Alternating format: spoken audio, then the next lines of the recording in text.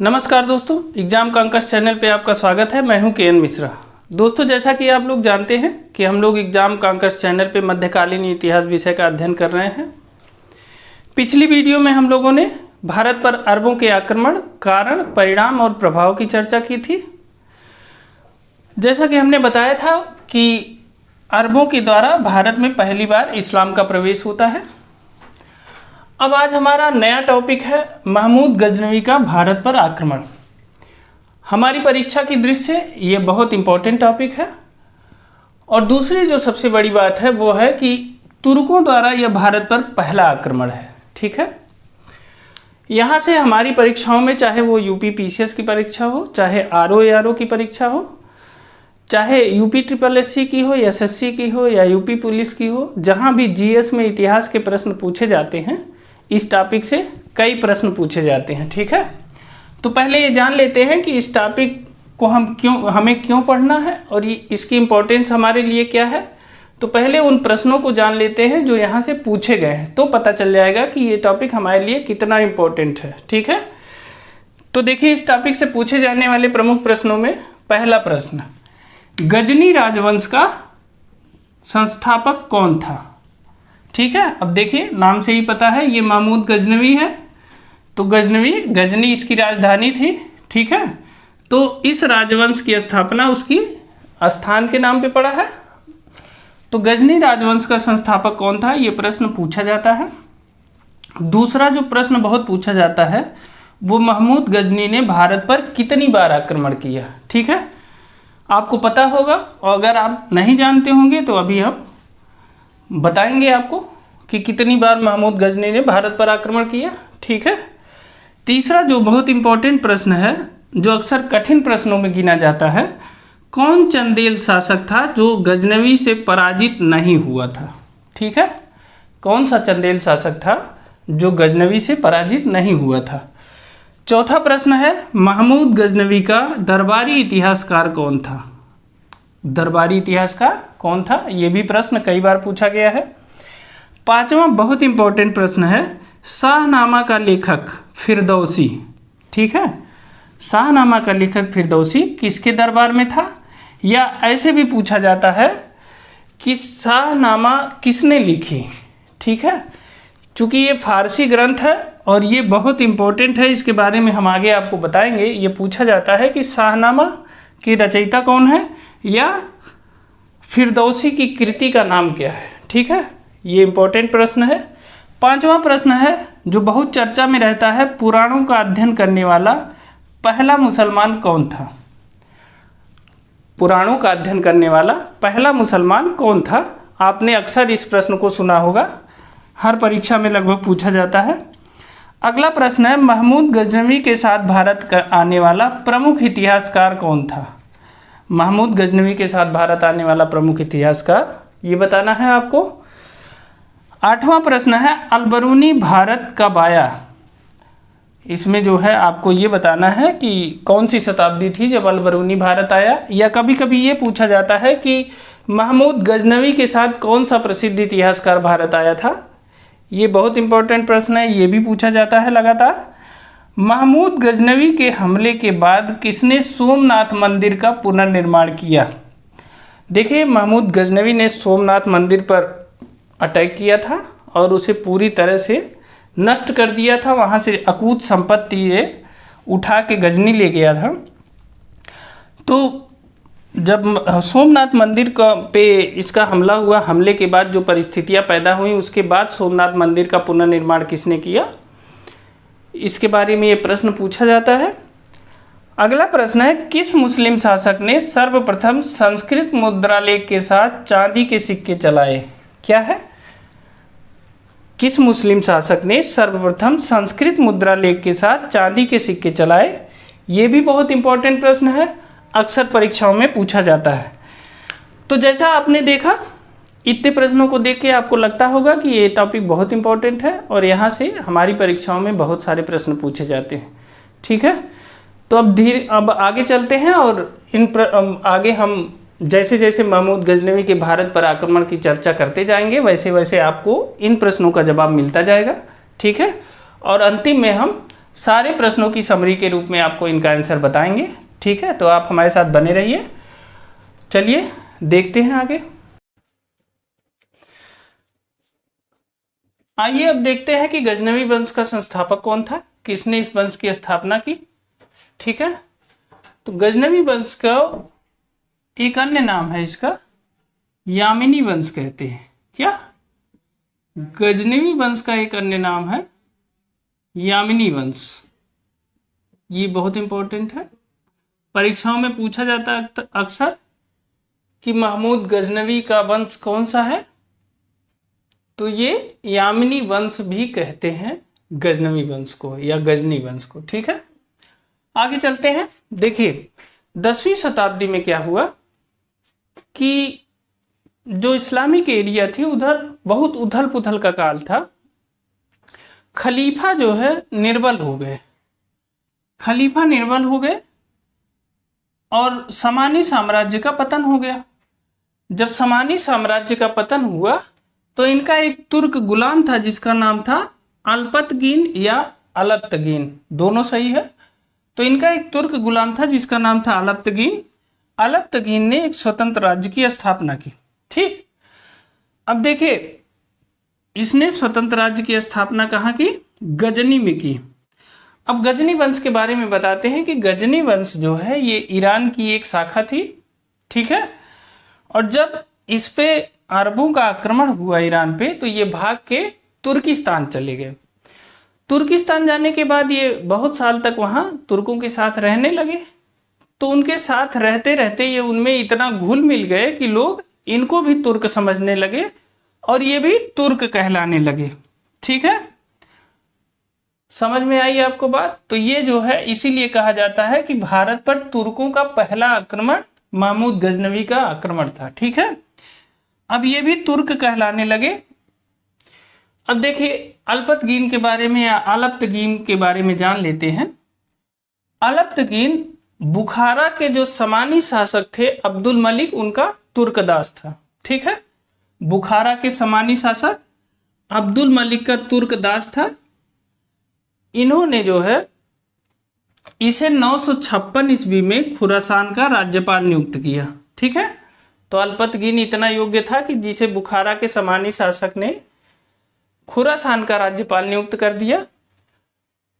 962 ईस्वी में अब्दुल मलिक की मृत्यु हो गई, मतलब 956 में अल्पतगीन को नियुक्त किए और 962 में अब्दुल मलिक की मृत्यु हो जाती है। तो उनकी मृत्यु के बाद क्या होता है कि एक अब्दुल मलिक का भाई और एक अब्दुल मलिक के चाचा, इन दोनों में साम्राज्य के उत्तराधिकार को लेकर युद्ध होता है। अब ये खुरासान का राज्यपाल था तो इसको किसी न किसी का समर्थन करना था, तो इसने जो है अलप्तगीन ने चाचा का समर्थन कर दिया। लेकिन चाचा क्या हुआ, युद्ध में हार गए और शासक बना अब्दुल मलिक का भाई। अब चूंकि ये विपक्षियों का समर्थन कर दिया था अल्पतगीन, इसलिए अपनी जान बचाने के लिए, चूंकि वो जानता था कि जो शासक है वो उसे छोड़ेगा नहीं, तो अपनी जान बचाने के लिए वो भाग गया गजनी। गजनी में एक राज्य की स्थापना की और उसे गजनी को अपनी राजधानी बनाया। ठीक, यहीं से शुरू हो जाता है गजनी वंश। ठीक है, उसके बाद 963 ईस्वी में अलप्तगीन की मृत्यु हो जाती है। अलप्तगीन की मृत्यु के बाद उसका योग्य दास सुबुक्तगीन शासक बनता है। सुबुक्तगीन अलप्तगीन का दास और दामाद दोनों था। ठीक है, सुबुक्तगीन के समय में पहली बार गजनी व भारत के हिंदू शाही राज्य के बीच संघर्ष होता है। चूंकि भारत का जो हिंदू शाही राज्य था वो भारत के उत्तर पश्चिम में काबुल तक फैला हुआ था, उसकी सीमाएं गजनी से टकराती थी। इसलिए जो है सुबुक्तगीन और हिंदू शाही राज्य के बीच युद्ध अवश्यंभावी हो गया था। तो पहला युद्ध 987 में सुबुक्तगीन ने पहली बार भारत की सीमा पर आक्रमण किया। ठीक है, 987 में। बाद में 991 ईस्वी में दोबारा आक्रमण किया और जो हिंदू शाही शासक थे राजा जयपाल, उनकी हार हुई। इस युद्ध की एक खास बात यह रही कि इसमें महमूद गजनवी जो है, महमूद गजनवी इस युद्ध में शहजादे के रूप में शामिल हुआ था। ठीक है, इस युद्ध में महमूद गजनवी शहजादे के रूप में शामिल हुआ था। अब देखिए इसमें दो प्रश्न बहुत इंपॉर्टेंट है। एक तो आपको मिल गया कि गजनवी वंश का संस्थापक कौन था, अलप्तगीन था। ठीक है, अलप्तगीन के बाद शासक कौन बनता है, सुबुक्तगीन बनता है। पहली बार गजनी व हिंदू शाही राज्य के बीच जो संघर्ष होता है वो सुबुक्तगीन के समय में होता है। ठीक है, और सुबुक्तगीन चूंकि महमूद गजनवी के पिता है तो अपने पिता के साथ इस युद्ध में महमूद गजनवी शामिल हुआ था। ठीक है, अब देखिए 997 ईस्वी में सुबुक्तगीन की मृत्यु हो जाती है। ठीक है, अभी हमने क्या बताया था कि 991 में वह हिंदू शाही शासक जयपाल पे आक्रमण करता है और जयपाल को हरा देता है। उस युद्ध में महमूद गजनवी भी उसके साथ रहता है। जयपाल ने आत्महत्या कर ली। ठीक है, 997 ईस्वी में सुबुक्तगीन की मृत्यु हो जाती है और इसकी मृत्यु के बाद इसके दो पुत्र रहते हैं, एक महमूद गजनवी और दूसरा इस्माइल। लेकिन सुबुक्तगीन क्या करता है, वह इस्माइल को अपना उत्तराधिकारी घोषित करता है, लेकिन महमूद इसको मानने को तैयार नहीं रहता है। ठीक है, तो महमूद ने इस्माइल को अपदस्थ करके खुद शासन सत्ता अपने हाथ में ले ली। ठीक, महमूद को जाबुली का महमूद भी कहा जाता है क्योंकि इसकी माता जाबुलिस्तान की रहने वाली थी। ठीक है, महमूद गजनवी को अजाम का प्रथम सुल्तान भी कहा जाता है, यह उसकी प्रतिभा को दर्शाता है। ठीक, अजाम का प्रथम सुल्तान के रूप में महमूद गजनवी स्थापित होता है। उसने सीस्तान के राजा को पराजित किया और सुल्तान की उपाधि धारण की। ठीक है, सीस्तान के राजा को पराजित करके उसने सुल्तान की उपाधि धारित की, तो सुल्तान की उपाधि धारण करने वाला पहला मुस्लिम शासक बना। ठीक है, बगदाद के खलीफा अल कादिर बिल्लाह ने उसे दो उपाधियां दी।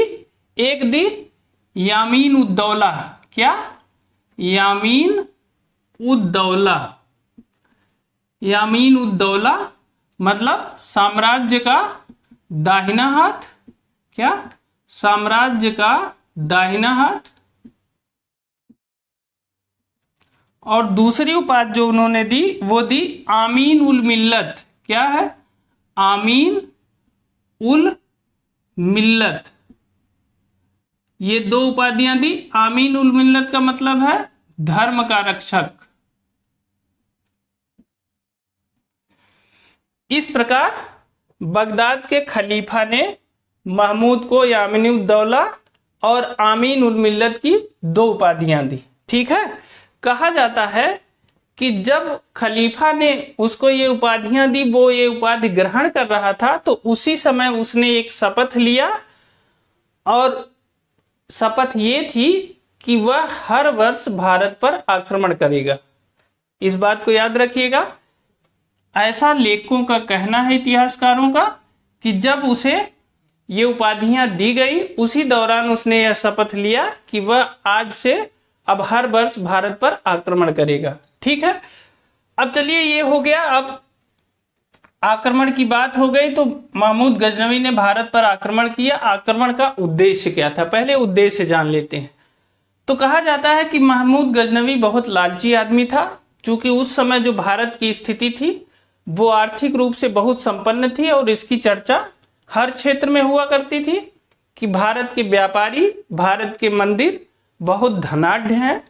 तो वह चाहता था कि भारत का जो धन है वो लूट के अपने यहाँ ले आए। कहा जाता है कि वह साम्राज्य विस्तार का इच्छुक नहीं था, वह सिर्फ गजनी की पताका दुनिया में फहराना चाहता था और गजनी को सजाना संवारना चाहता था।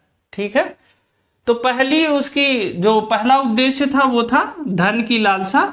धन की लालसा में उसने भारत पर आक्रमण किया। उसका जो दूसरा प्रमुख उद्देश्य था वह था इस्लाम का प्रसार। अब देखिए, अरब जो थे वो पहले इस्लाम को स्वीकार कर चुके थे, लेकिन जो तुर्क थे ये बाद में इस्लाम का इस्लाम धर्म को ग्रहण किए तो इनके अंदर उत्साह बहुत ज़्यादा था।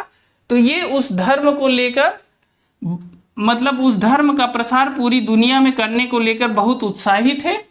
तो इस्लाम धर्म का प्रसार इसका दूसरा प्रमुख कारण था। तीसरा प्रमुख कारण ये था, चूंकि जो भारत का हिंदू शाही राज्य था उसकी सीमा गजनी तक जाती थी, काबुल तक उसका अधिकार था, तो वह अपने पड़ोसी हिंदू राज्य को समाप्त करना चाहता था। चूंकि इस्लाम की भक्ति में वह लीन था, वह इस्लाम के अतिरिक्त किसी धर्म को पसंद नहीं करता था, इसलिए वह पड़ोस में अपने हिंदू राज्य को देख नहीं सकता था। तो इसलिए भी उसने भारत पर आक्रमण किया। चौथा जो कारण था वो यश की लालसा। उसे लगता था कि अगर मैं ये सब काम करूंगा तो दुनिया में मेरा नाम होगा, ठीक। और पांचवा जो कारण था वो मध्य एशिया में अपनी स्थिति को या अपने शासन को बहुत मजबूत करना था, ठीक है। वह मध्य एशिया में चाहता था कि गजनी के सिवा कोई साम्राज्य न रहे। तो इसलिए ये 5 कारण जो थे वो उसके आक्रमण का उद्देश्य था, ठीक। अब देखिए, जब महमूद गजनवी ने भारत पर आक्रमण किया तो उस समय भारत की स्थिति क्या थी। भारत में देखिए, भारत के जो राज्य थे वो विभिन्न हिस्सों में बटे हुए थे, उनमें आपस में कभी मतैक्य नहीं था, ठीक है। वो आपस में लड़ा करते थे। मुल्तान और सिंध में 2 मुस्लिम राज्य हुआ करते थे, और जो हिंदू शाही राज्य था उसकी सीमाएं चिनाब से लेकर हिंदुकुश क्षेत्र तक फैली हुई थी, ठीक है, पर्वतमाला तक। और उसकी राजधानी थी उद्वांडपुर या बहिंद, ये पेशावर के आसपास का इलाका था। कश्मीर में उस समय रानी दिद्दा का शासन था, वो ब्राह्मण राजवंश की थी, तो कश्मीर में रानी दिद्दा का शासन था। और कन्नौज, जैसा कि आप जानते हैं, प्रतिहारों का शासन कन्नौज में था। लेकिन इस समय तक क्या हुआ था कि जो प्रतिहारों के सामंत थे वो स्वतंत्र हो गए थे। जैसे बुंदेलखंड में चंदेलों ने एक स्वतंत्र राज्य की स्थापना कर ली थी, उसी तरह गुजरात में चालुक्य वंश की स्थापना हो गई थी, और मालवा में परमाणु ने एक जो है स्वतंत्र राज्य की स्थापना कर ली थी, ठीक। इधर बंगाल में पाल वंश का शासन था, ठीक है, जिसपे चोल शासक राजेंद्र चोल ने लगातार पाल वंश पे अटैक करके उसको बहुत कमजोर कर दिया था। तो इस तरह भारत के जो राज्य थे वो विभिन्न टुकड़ों में बटे हुए थे। उन्हें अपने पश्चिमी सीमाओं की होने वाली गतिविधियों की रक्षा की कोई चिंता नहीं थी, या कहिए कि उनको कुछ जानकारी भी नहीं थी कि उनकी पश्चिमी सीमाओं पे जो हलचल है वो कितनी खतरनाक है। ऐसे समय में लेकिन जो भारत की आर्थिक स्थिति थी वो बहुत मजबूत थी। आर्थिक स्थिति में कहा जाता है कि भारत का जो व्यापार था वो बहुत समृद्ध था। क्या था? भारत का व्यापार बहुत समृद्ध था, और भारत के व्यापारियों और मंदिरों में, व्यापारी राजा और मंदिरों में बहुत सारा धन इकट्ठा था। इसकी चर्चा दुनिया में होती थी कि भारत के जो मंदिर हैं वो बहुत वैभवशाली हैं और उनमें अकूत संपत्ति है। इसलिए भी कुछ लोग आकर्षित होकर भारत पर आक्रमण करने के लिए आ जाते थे। ऐसा ही था, महमूद गजनवी का भी उद्देश्य ऐसा ही था। उसे जब ये पता चला कि यहाँ इतनी संपत्ति मिल सकती है तो वह भारत की तरफ तेजी से खींचा चला आया और भारत पर आक्रमण किया, ठीक है। अब आइए देखते हैं कि जो 17 आक्रमण की चर्चा होती है उसकी सच्चाई क्या है और उसके 17 आक्रमण कौन कौन से हैं, ठीक।